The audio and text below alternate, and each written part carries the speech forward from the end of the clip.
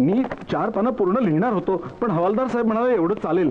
नाहीतर द्या आणा, मी पूर्ण लिहून देतो. द्या. अक्षर छान आहे तुमचं. वळणदार अक्षर आणि शुद्ध लेखनासाठी मला शाळेत असताना 4 बक्षिसं होती. वक्तृत्व स्पर्धेत मला गोल्ड मेडल मिळालं होतं. आणि गोखले, मी बोरिवलीची जागा घेतली तेव्हा तिची कॉस्ट किती होती हो? ती मी 10 वर्षांपूर्वी घेतली होती. कॉस्ट होती ना काहीतरी? 2,40,000. पैसे कुठून आणले? सांगितलं ना तुम्हाला, मी बँकेतनं लोन काढलं होतं.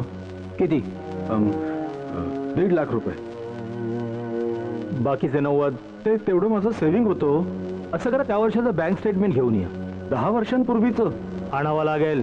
म्हणजे तेवढं सेव्हिंग नव्हतं माझं. थोडंफार मित्रांकडनं कर्ज घेतलं होतं. कुठल्या मित्रांकडून? बँकेतल्या. असं करा, त्या मित्रांची नावं आणि त्यांची बँक स्टेटमेंट घेऊन या त्या वर्षाची. अरे बापरे, त्यातल्या 1-2 बदली झाली आहे. एक जण तर हार्ट अटॅकने गेलाय. बँक स्टेटमेंट असतील ना त्यांची? बघतो.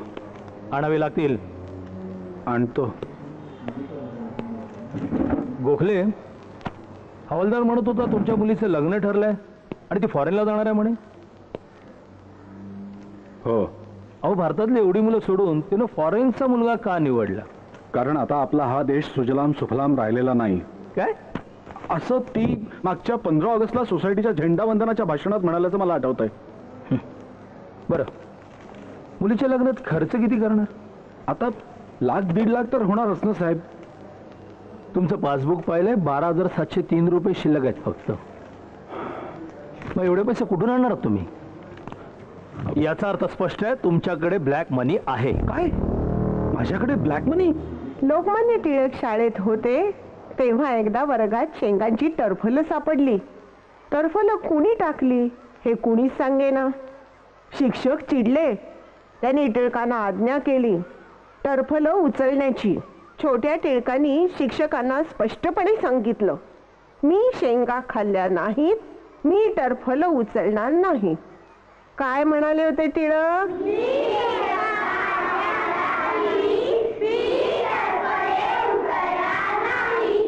काय करावं काहीच कळत नाहीये. कशाचं? एकदा वाटय पैसे देऊन मिटवून टाकावं हे प्रकरण. आणि तशीच वेळ आली ना तर विकून टाकू तो बोरिवलीचा फ्लॅट. मी अरुण मामाशी बोललीये. तो म्हणतो पैसे देण्याची काही गरज नाहीये. कुलकर्णीही तेच म्हणतायत. पण ते क्राईम ब्रँचवाले काहीही विचारतात, त्याचं काय करू? जी कागदपत्र माझ्याकडे नाहीच आहेत ती त्या इन्स्पेक्टरला कुठून देऊ? बँकेत तर माझ्या नावाने बोंबाबोंब झालीच आहे. सगळे माझ्याकडे संशयाने बघायला लागलेत. आता इतके दिवस सहन केलेत ना, आणखी थोडे दिवस. मला वेळ लागेल की काय अशी भीती वाटायला लागली आहे. साधी फोनची बेल वाजली ना तर असं वाटतं की क्राईम ब्रँच मधनं फोन आला असेल.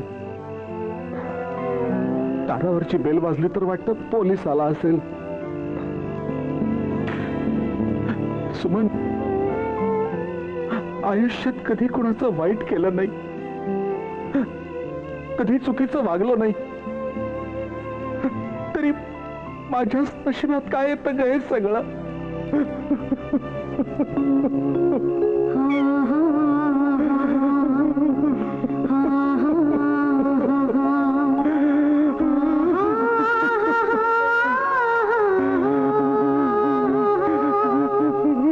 हे प्रकरण इतकं सिरियस असेल असं मला वाटलं नव्हतं आणि अजूनही वाटत नाहीये. माझे पप्पा आणि स्कॅन्डल मध्ये कसं शक्य आहे सनी? तू ओळखतोस त्यांना. But Sai, facts are facts. म्हणजे काय म्हणायचंय तुला? ओके, मी समजू शकतो की तुझे पप्पा असं काहीही करणार नाही, पण माझ्या मम्मी डॅडींचं काय? त्यांना कळलं ना तर ते इमिजिएटली लग्न मोडून टाकतील. हे बघ, आणखी कुणाला काही कळायच्या बाय हुक और क्रूक हे प्रकरण मिटवून टाकायला सांग. प्रॉब्लेम होईल सई. या गोष्टी अशा लपून राहत नसतात. सनी,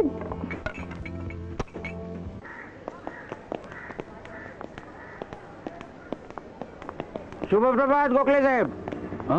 भाज्या किती महाग झाल्या तो? 20 रुपये जोडी मेथीची भाजी. आता मला सांगा कसं जगायचं माणसानं हो? मी निघतो, मला जरा बँकेत जायचंय. मस्तर गाठायचं असेल हा? आमचं काय हो, कंपनी बंद पडली, श्यामला धंदा, घरीच असतो. हा गोखले, बरं झालं एक आठवलं, परवा तुम्हाला मी चेंबूरला पाहिलं. हा, ते मी ब्रँचला गेलो असेल. क्राईम ब्रांचला. ते ते क्राईम ब्रँचला म्हणजे आमच्या बँकेचं तिथे त्या क्राईम ब्रँचला काम असतं ते. हा तेच म्हणतो मी, तुमच्यासारखा सज्जन माणूस क्राईम ब्रांचला जाईलच कशाला, नाही का? मी पण निघतो, एक मला जरा गोष्ट- घाई आहे, येतो मी. हा अशा गोष्टी किती दिवस लपून राहणार आहेत? सनीला हे कळायला नको होतं. त्याने समजून घेतलंय ग, पण त्याच्या आईबापांना जर कळलं तर मग संपलं. म्हणजे लाईफचा प्रश्न आहे मम्मा. सई, हे प्रकरण मिटेल. हे बघ, लवकरात लवकर मिटेल. मी अरुण मामाशी पुन्हा बोलते. कुलकर्णी वकील सुद्धा काय म्हणतायत ना ते बघूया ना आपण. लोकांना कळेल ही भीती तर मला आहेच आहे, पण मला टेन्शन आलंय ते तुझ्या पप्पांचं. हल्ली कसे विक्षिप्तपणे वागतात बघितलेस ना. त्यांच्या मनावर काही परिणाम झाला तर.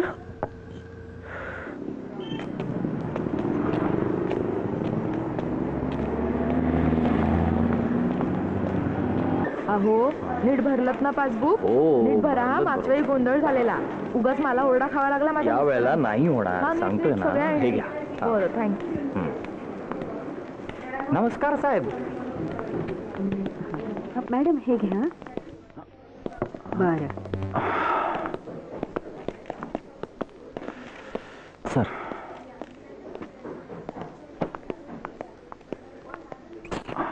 मे आय कमिंग सर? थँक्यू. हो हो.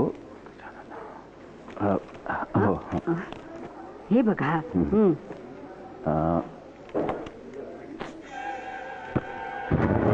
कोणाकडे लक्ष नाही सध्या, पण कसं असं ते स्कॅन्डल मध्ये अडकले, तुम्हाला माहिती नाही का? नाही ना. असं करतील कधी वाटलं नव्हतं. बातमी मिळाली नाही, तर भरपूर पैसा कमवलाय, मोठा हात मारलाय त्याने. हो, म्हणून ते आता दांड्या बिंड्या मारतायत. ते दांड्या काय विचारू नका ना, पैसे आले म्हणून दांड्या कॅन्डलचं प्रकार मध्ये जाम प्रॉब्लेम.